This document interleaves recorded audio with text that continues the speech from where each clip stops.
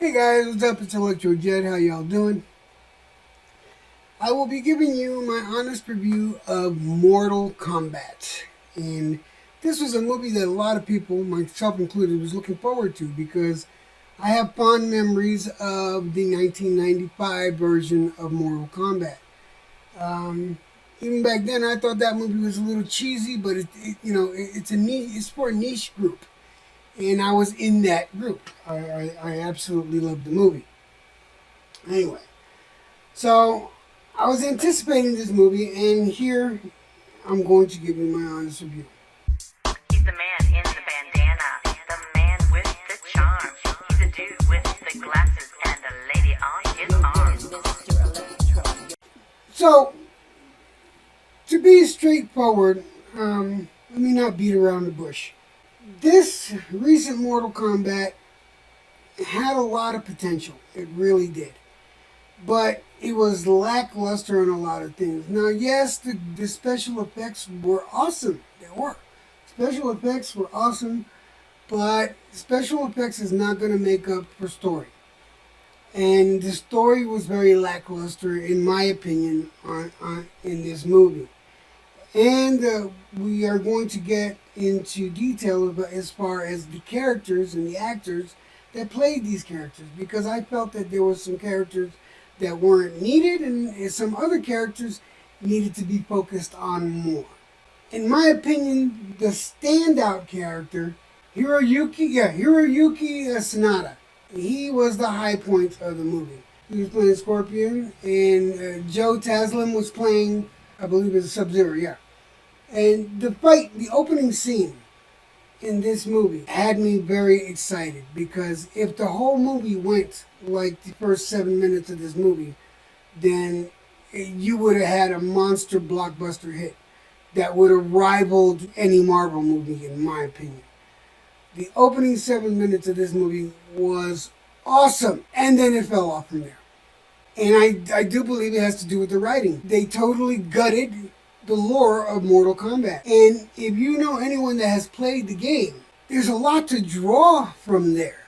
And it seems to me that the writers decided to throw that book away and try to make some new lore up, and they did a miserable job doing it. It just made no sense. Whereas to the stories from the games, you had it right there. That was it. All you could have changed a couple of things here and there, but they didn't. They decided not to go that route. I want to get on to some of the characters. Louis Tan played Cole Young. I must say that character was not needed. That character was not needed, and to be very honest, that actor, he needs some seasoning. He didn't play the part well, and in my opinion, other than the first 7 minutes, the fight choreography was lackluster as well. I couldn't see it. And Louis Tan, I heard, had tried for Iron Fist on Netflix. And I'm sorry, but I know that originally Iron Fist was a blonde-haired, blue-eyed white guy. And now I'm all for diversity. I wouldn't have had no problem with them putting an Asian lead as Iron Fist. This guy needs some seasoning. Serious seasoning. Because he's about as bland as saltless crackers. Another standout, though, Josh Lawson, who played Kano. And Josh Lawson, for me, stole the show a couple of times. He was funny. He was definitely the comic relief. He had a lot of good lines, in my opinion, and I liked his attitude. And I definitely liked that Kano. I liked his Kano versus the Kano from the 1995 movie. I also did like 2021's version of Jax over 1995. Bakad Brooks, in my opinion, did an awesome job. I remember him being on Supergirl on the WB. He did a good job there as Jimmy Olsen. And Jessica McNair, she was Sonya Blade. No, she was boring.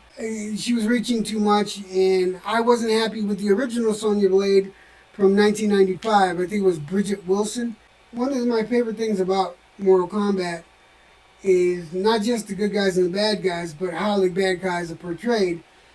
And Shang Tsung in 1995 version was the ultimate, because Hiroyuki Tagawa, he was like the perfect Shang Tsung. The Shang Tsung that we had in Ching Han, and I didn't like him. They needed bigger names. I thought that Joe Taslim as Sub-Zero was alright.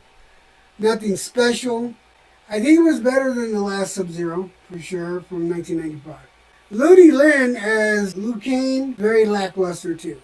It seemed like these lackluster characters, they put more emphasis on the special effects. Special effects is not the movie. What's the movie is the story. Story first, special effects can come down. There's nothing wrong with good special effects, but if you don't got a story, you don't have a movie, in my opinion. In my opinion, this movie just wasn't cutting it. It had a couple of good fight scenes, but I mean it, just like that, just a couple. And there weren't as many fights or as many characters as I thought should have been in the movie. Now Kung Lao in this movie was okay, but he did some cheesy stuff that I didn't like. He called his own flawless victory. Shang Tsung should be saying that. I have to say, if I had to choose between the two movies, I would have to go with 1995's version of Mortal Kombat, because that was more entertaining for me. That was more entertaining than the shit show they put out this year. If you disagree with me, let me know down below, and maybe we could talk about it, see what you got to say. I'm going to give the movie another watch or two just to see. I might have missed something or I might feel different, but this is how I feel. I've seen the movie only once, and I'll watch it again. If I have different feelings, then I'll let you know. But this is my review of Mortal Kombat 2021. Anyway, you guys have a great time. Please like, subscribe. If you like the video, please hit the button. And if you think about it, subscribe. I could use these subs. Thank you very much. Peace.